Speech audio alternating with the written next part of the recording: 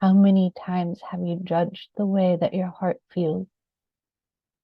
Being a human, we have this large spectrum of feeling and emotion. That's what makes it a phenomenal experience to be human, is this spectrum of emotion from fear to love and everything in between. And there's a pendulum that swings, and we find ourselves swinging on this pendulum through all of those experiences, all of those emotions. And we can't control that pendulum. That's part of life. But what we do have power over is how we choose to feel about how we're feeling.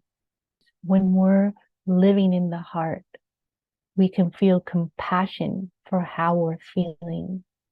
We can celebrate feeling horrible and being able to locate ourselves in that spectrum, swinging on that pendulum is part of our emotional intelligence.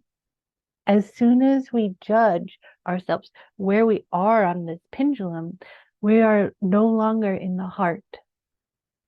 We've given the power over to the polarity of the mind.